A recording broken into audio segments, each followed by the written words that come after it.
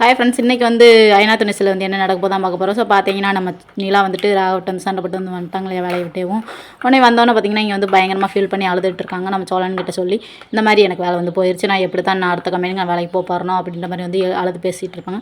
உடனே நம்ம சோழன் வந்து சொல்கிறாங்க, எவனுக்கோ உலகத்தில் வேலை கிடைக்கும், உங்களுக்கு வேலை கிடைக்காதீங்க, நீங்கள் ரொம்ப டேலண்டான ஆள் அப்படின்ற மாதிரி வந்து பாசிட்டிவாக பேசவும் நம்ம நிலாவுக்கு பயங்கரமாக சந்தோஷமாகிடுது.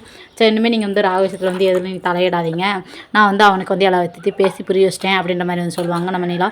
சொன்னோன்னு பார்த்தீங்கன்னா நம்ம சோழன் நம்ம நிலா பேச்சை கேட்காம எப்பயும் போல் போய் ராகவ வந்து அடிக்கிறக்கா வந்து அவங்க காரில் வந்து போயிட்டுருக்காங்க. உடனே காரை நிப்பாட்டி காருக்குள்ளேயே நம்ம சோழன் பேர் எதுக்கு நீ காருக்குள்ளே ஏறு அப்படின்னு சொல்லிட்டு ராக வந்து கேட்குறாங்க. கேட்டேன், என் பொண்டாட்டியை உன்னை இப்படிலாம் பண்ணதுக்கு தான், டார்ச்சர் பண்ணதுக்கு தான் உன்னை நான் அடிச்சுட்டு போனேன், அது கூட அறிவு இல்லையா, முதனாச்சும் பார்த்து பயந்து தான் அடித்தேன், என் பொண்டாட்டி வேலைக்கு வரணுமேன்னு சொல்லிட்டு இப்போ வந்து வேலையை விட்டு நின்றுட்டு, அதனால் வந்து உன்னை நான் என்ன செஞ்சாலும் எனக்கு எந்த பிரச்சனையும் கிடையாது அப்படின்ற மாதிரி நம்ம சோழன் வந்து சொல்கிறாரு.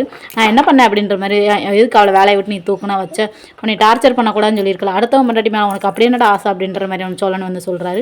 சொன்னோன்னு பார்த்தீங்கன்னா நம்ம ராக வந்துட்டு பயங்கரமாக பயந்து வந்து இது பண்ணிட்டு இருக்காங்க. ஸோ அதுக்கப்புறம் பார்த்திங்கன்னா நம்ம இங்கே இருந்துட்டு பார்த்திங்கன்னா நம்ம சேரன் வந்துட்டு ஒரு வேலையை பார்க்குறாங்க. நம்ம நிலாவுக்கும் சோழன் வந்து இன்னும் ஒன்று சேரல இல்லையா. ஸோ அதை வந்து யோசிச்சுட்டு நம்ம சந்தாக்கிட்டையும் அப்புறம் அவங்க அண்ணன் நிதிஷ்டையும் போய் பேசுகிறாங்க. இந்த மாதிரி நிலாவும் சோழனும் வந்து ஒன்று சேரலை, அதனால் வந்து என்னோடய கல்யாணம் வந்து கொஞ்சம் ஒரு 6 மாதத்துக்கு வந்து தள்ளி வைக்கலாம் அப்படின்னு வந்து நான் முடிவில் இருக்கேன். ஏன்னா பாண்டியும் பிறகு வானதி வந்து லவ் வேறு பண்ணுறாங்க. நிலா சோழன் வந்து நான் கல்யாணம் பண்ணால் தான் பாண்டி வந்து கல்யாணம் பண்ணுவேன் அப்படின்ட்டு இருக்கான். அதனால் சரின்னு சொல்லிட்டு நான் வந்து கல்யாணம் பண்ணேன்னா நிலாவும் சோழனை வந்து ஒரு நேரம் சந்தோஷமாக பேசுகிறாங்க, ஒரு நேரம் வந்து பயங்கரமாக அடிச்சுக்கிறாங்க. நிலா வந்து எப்போனாலும் வீட்டை விட்டு நான் வெளியே போயிடுவேன் அப்படின்ற மாதிரி மைண்ட் செட்லேயே தான் இருக்காங்க. அப்படின்ற மாதிரி சேரன் வந்து அவங்க அண்ணங்கிட்டையும் சந்தாக்கிட்டையும் சொல்லிட்டு இருக்காங்க. சொன்னோன்னு பார்த்தீங்கன்னா சரி, எப்படியாவது 6 வருஷம் கிடையாது, 6 மாதம் தானே, நாங்கள் வந்து எப்படி வெயிட் பண்ணிக்கிறோம் அப்படின்ற மாதிரி வந்து நம்ம சந்தாவும் அப்புறம் அவங்க அண்ணன் வந்து சொல்கிறாங்க. ஸோ அப்புறம் வீட்டில் வந்து எல்லாருமே வந்து கூடி உட்காந்து பேசுகிறாங்க. நம்ம சேரன்ட்ட கேட்குறாங்க, ஸோ இப்போதைக்கு எனக்கு கல்யாணம் வேண்டாம் அப்படின்னு வந்து சேரன் சொல்கிறாரு.